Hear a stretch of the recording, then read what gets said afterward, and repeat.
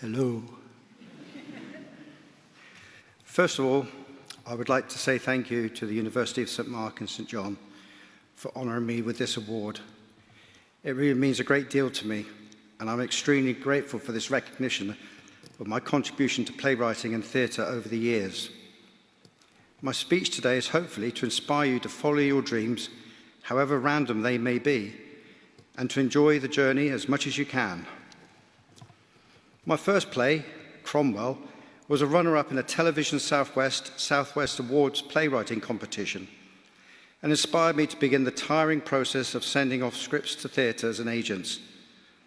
In those days, and this will seem hard to believe, you had to physically print the script off and be prepared to wait for at least 3 months for the inevitable rejection letter, and the whole process proved to be a thankless task. Getting nowhere fast, I decided to set up my own theatre company to produce my plays, and set about doing that with my first play, The Mega Hype, a fantasy set in space which predicted that in the future, political leaders would be elected to power through a talent competition. Perhaps a bit ahead of my time. So, how could I create a theatre company from nothing? After all, I was a writer, not a producer. At the time, the local BBC was running its own programme called Arts Southwest, which was always looking for stories.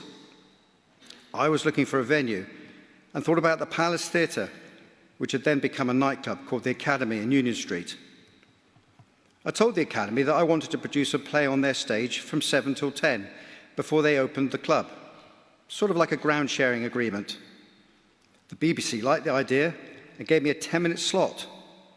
I found a small band of fellow theatre enthusiasts, and we held filmed auditions at the Academy. You can imagine the crowds, and lo and behold, I had a theatre company, which, because it represented talent from throughout the city, I named Plymouth Presents. Of course, the slight problem was that I'd never produced a theatre play before, and it showed. There was a crowd of a couple of hundred people for the opening night, which was great, but part of the crowd included the eminent theatre critic from the Evening Herald, Harvey Crane. Not aware of how to treat him, he'd had to queue in the rain with everyone else and was not given a customary gin and tonic. His review reflected his disenchantment and started with, and I'm very proud of this, "In all my time, I've been to literally hundreds of new productions, and I've always tried to be lenient on their first attempt. However, this was by far the worst ever. I won't embarrass any of the cast by naming them, because most of the blame is lie with the writer and producer, Chris Savery. I suggest in future he gets dancers that can dance, singers that can sing, and actors that can act," and so on. Things could only get better, and indeed they did. Over the next 3 years, I wrote and produced 7 plays with Plymouth Presents in venues that included the Barbican Theatre and the Athenaeum Theatre. I then proceeded to London, where I worked at ITV for a decade, while I continued to improve my writing. Eventually, I had enough experience to start up an internet company called Plays on the Net, which was a site that focused entirely on the audio production of new plays for download on the internet. The feedback was extremely positive, and indeed 3 of the plays were nominated for Radio Sony Awards.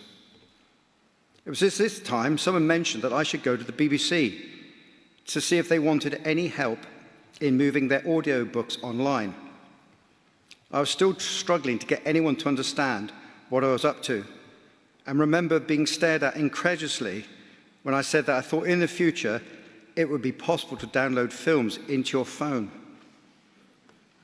Anyway, I duly turned up at the BBC Audiobooks in Bath to talk to them about developing their audio products for the download market. They said they were beginning to look into it and asked if they could give me 3 plays to trial. So off I trotted with Alan Bennett's Talking Heads and Shakespeare's Romeo and Juliet and Macbeth.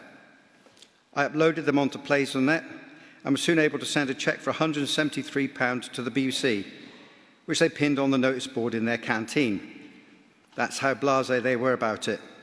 However, I'd just become the first company in the world to successfully trial the download of paid content on the internet for the BBC.